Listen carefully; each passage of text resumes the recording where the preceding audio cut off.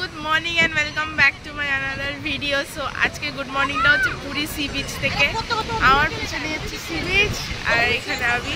তো সকাল বাজে এখন 5:30টার মতন।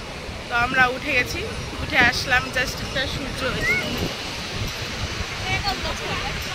সূর্য উঠছে তো এটা দেখার জন্য। এটা হাই করে দাও। হাই ওই দিকে আমার মা বাবা। তো চলো ব্লগটা দেখতে থাকো।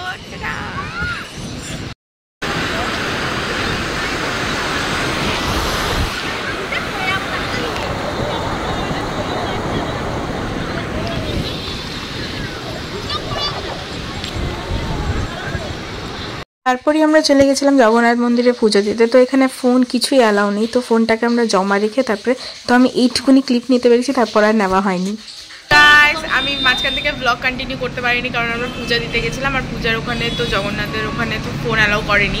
তো তার মধ্যে এত গরম ছিল আমাদের, মানে আমরা শাড়ি পরে গেছিলাম, তো অস্থির হয়ে গেছিলাম বলে আমি আর তখন ব্লগ টক করতে পারিনি। তো এখন থেকে আবার বিকালবেলা থেকে ব্লগটা স্টার্ট করলাম। এখন আমরা যাচ্ছি মার্কেটিং করতে। এখানে বুনু আছে, বুনু যাবে না, বুনু দাদার সাথে থাকবে। তো যাই হোক, চলো দেখতে থাকো মার্কেটিং কি কি করি না করি সেটা তোমাদের সাথে দেখাবো। তো চলো দেখতে বেরোই আমরা। টাটা। তো আমরা পুরী মার্কেটিং ঘুরতে ঘুরতে তারপরে দেখতে পেয়েছি এই দোকানটা, এখানে সেল বলছিল। তো আর যেখানে সেল সেখানে তো আমরা যাবই। তো আমরা ঢুকে পড়েছি, আর দোকানটা হেভি সুন্দর ছিল। তো এখানে শাড়িরই দোকান ছিল, স্পেশালি সব কিছুই পাওয়া যাচ্ছিলো, বাট শাড়িটাই মেন। তো এখানে আমাদের মারা দেখছিল আর আমরা বসেছিলাম। তারপরে আমরা এখান থেকে বেরিয়ে চলে গেছিলাম বিচ সাইডে।